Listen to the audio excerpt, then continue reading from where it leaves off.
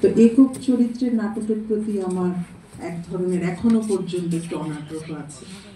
তো আমি খালি এড়িয়ে যেতাম, ক্যাফেতে দেখি অন্যদিকে চলে যেতাম। তো হীরা ভাই লাস্টের দিকে আমাকে বলেছিলেন যে তোমাকে করতে হবে না, তুমি শুনতে তো পারো নাটকটা। তো এই আক্ষেপটা আমার রয়ে যাবে যে আমি নাটকটা শুনিনি। আজকে যে বিষয় নিয়ে আলোচনা, বাবুল বিশ্বাসকে প্রথমে বলি। আমরা খুব, বাবুল ভাই আমার চেয়ে অনেক বড়, কিন্তু বন্ধুর মতো অনেক কথা বলি, সবাই ঠাট্টা করে ডক্টর বাবুল বিশ্বাস। আজকে বুঝলাম যে ডক্টর বাবুল বিশ্বাসের কি মাহাত্ম্য। এরকম একটি লেখা লিখবার জন্য আসলেই অনেক গবেষণার প্রয়োজন, অনেক চিন্তার প্রয়োজন। অনেক ধন্যবাদ বাবুল ভাই, ভালো লাগছিল পড়াটা যখন শুনছিলাম। আমি এটি আমরা দূরে রেখেছি। সবসময় আমাদের মনে হচ্ছে ওরে বাবা, ব্রেক্ট করতে গেলে নানা কিছু বুঝতে হবে, নানা কিছু শিখতে হবে, জানতে হবে, নাহলে বোধহয় ব্রেক্ট করা যাবে না। তো এই কাজটি অথচ ঐতিহাসিকভাবে যদি আমি দেখি যে কটি প্রযোজনা ভীষণ রকম সফল হয়েছে, সেগুলো কিন্তু খুব সহজ প্রযোজনা ছিল। দর্শক হিসেবে তখনই আমার কাছে ব্রেক্ট গ্রহণযোগ্য হবেন যখন একটি প্রযোজনা দেখবার সময় বা প্রযোজনায় অংশ নেবার সময় আমার মনে হবে না আমি কোনো জার্মান নাট্যকারের নাটক দেখছি। আমার মনে হয়, এটা আমার একেবারেই ব্যক্তিগত মত। অবশ্যই ভিনদেশি প্রযোজনা সেই দেশের মতো করেও উপস্থাপন হতেই পারে, কিন্তু যদি সেই রসটাকে সম্পূর্ণরূপে আস্বাদন করতে হয় তাহলে কোথাও গিয়ে আমার মনে হয় আমার করে নিতে হবে। যদি দেখেন সফলভাবে বারবার প্রযোজনা কে করেছেন, যেই নামটি বারবার এসছে, আসাদুজ্জামান নূর। তার কারণটা দুটো আমার মনে হয়। প্রথম কথা হচ্ছে ব্রেক্ট কিন্তু শেক্সপিয়ারের মতো অত সহজও নয়।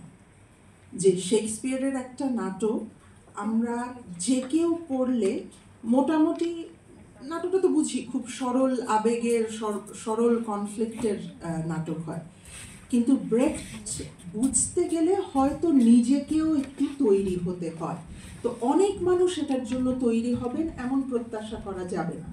আসাদুজ্জামান নূর হয়েছেন, সেলিম স্যার শুধু ব্রেক্ট নয়, অনেক কিছু নিয়েই কাজ করছেন।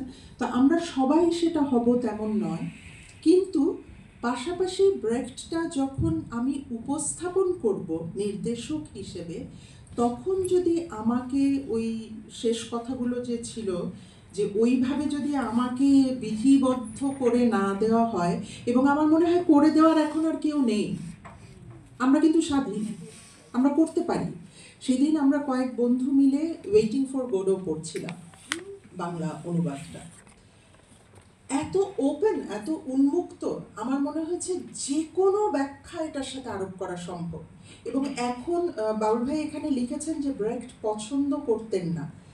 আদর্শ বিচ্যুতি পছন্দ নাই করতে পারেন, কিন্তু তার রীতি পরিবর্তন করলে পছন্দ করবেন না, এটি খুব এমন ধরনের মন্তব্য, আমার মনে হয় এটাকে ভেরিফাই করা খুব মুশকিল, উনি পছন্দ করতেন কি করতেন না। কাজে আজকে আমরা যদি ওয়েটিং ফর গোডো পড়ি, আমরা যখন আলোচনা করছিলাম আমাদের প্রথম প্রশ্ন ছিল এই গোডোটা আসলে কি, এই গোডোটা আসলে কে। এতকাল বিভিন্ন জায়গায় বিভিন্নভাবে উপস্থাপিত হয়েছে, আমার কাছে তো আমি অ্যাবসলিউটলি অন্য জায়গা থেকে গোডোকে উপস্থাপন করতেই পারি, সেই স্বাধীনতা তো ওই নাটকেই ব্রেক্ট আমাদেরকে দিয়ে দিয়েছে। তো এই উন্মুক্ত চর্চাটা ব্রেক্ট নামের সাথে তত্ত্বের সংযোগটা থেকে বিচ্ছিন্ন করতে হবে। এটা করতে পারবেন যারা আসলে ব্রেক্ট আসলে জানেন, বোঝেন, তাদেরকেই করতে হবে। আজকে আমি আমার সীমিত জ্ঞান থেকে ব্রেক্টকে সাধারণীকরণ করে সাধারণভাবে উপস্থাপন করতে গেলে আবার একটু বিপদ ঘটতে পারে। কাজেই যারা স্যারদের মতো যারা আছেন, বা আরও অনেকেই আসতে পারেন, বাবুল ভাই নাট্যকারের কথা বলছেন, অনুবাদকের কথা বলছেন, আমার আজকে বয়স 52, 52 বছর বয়স পর্যন্ত আমি যেদিন থেকে বুঝি সেদিন থেকে শুনেছি বাংলাদেশে নাট্যকার নেই। তা আজ পর্যন্ত শুনে যাচ্ছি, এটা আমার জন্য কোনো নতুন কথা নয়। বাংলাদেশে ওই 5 জন নাট্যকার ছিলেন, হীরা ভাই অকালে চলে গেলেন, এরকমভাবে যারা ছিলেন তারা চলে গেছেন, অনুবাদক স্যার সহ 3 জনের নাম বলা যাবে যারা নিয়মিত করেন। অকেশনালি অনুবাদ করা, নিয়মিত অনুবাদটা অন্যরকম। কাজে নাট্যকার নেই যেরকম একটা জায়গায়, সেখানে ব্রেখট তো একটা খনি হতে পারে। ব্রেখটের নাটকের যে অমিত সম্ভাবনা আছে সেটা তো একটা খনি হবার জায়গা মনে হয়। বাবুল ভাই বলেছেন উপেক্ষিত, আমার মনে হয় না যে উপেক্ষিত। ব্রেখট ঠিক উপেক্ষিত না, আমরা ভীত। আমরা ব্রেখটকে স্পর্শ করতে ভয় পাই, কারণ আমাদের মনে হয় আমরা হয়তো বুঝবো না, আমরা হয়তো পারবো না। এই জায়গাটা ভেঙে দেওয়া দরকার যারা একটু অনুবাদ নিয়ে কাজ করেন, রূপান্তর নিয়ে কাজ করেন। আরেকটা এটা একদমই আমার ব্যক্তিগত অনুভূতি, ব্রেখট মার্কসিজমের কথা বলছেন, সাম্যবাদের কথা বলছেন, কিন্তু বাংলাদেশ রাষ্ট্রে আমার কোথায় গিয়ে ব্রেখটের সাথে এলিটিসিজমের একটা সংযোগ মনে হয়। আমার কাছে মনে হয় ব্রেখট তারাই করে যারা খুব এলিট, ব্রেখটের নাটক তারাই দেখতে যায় যারা খুব এলিট। আমি ঠিক আসলে এটা কিভাবে ব্যাখ্যা করবো আমি জানি না, কারণ ওই গাড়ি নিয়ে এয়ার কন্ডিশন হলে খুব জ্ঞানী গুণী মানুষজন গেলেই ব্রেকটা বুঝতে পারবে, আমার মতো সাধারণ কেউ বোধহয় ব্রেকটা বুঝতে পারবে না। এই জায়গাটা থেকে বের করে আনার দায় এখন হয়তো আমাদের ওপরেই এসেছে। আমরা যারা পরবর্তী প্রজন্ম এখন নাটক করছি এবং মনে করছি যে সাধারণের জন্যই আমরা নাটক করি, সেই আমাদেরকেই তত্ত্ব জানবেন নাট্যকার, তত্ত্ব জানবেন নির্দেশক, কিন্তু দর্শকের কোনো তত্ত্বের প্রয়োজন নেই।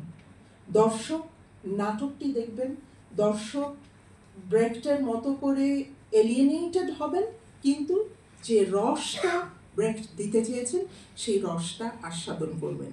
তো আজকের জায়গা থেকে নাট্যকর্মী হিসেবে দায়টা কিছুটা নিলাম, চেষ্টা করব ব্রেখটকে যদি কোথাও কোনোভাবে আমাদের মতো করে উপস্থাপন করা যায়।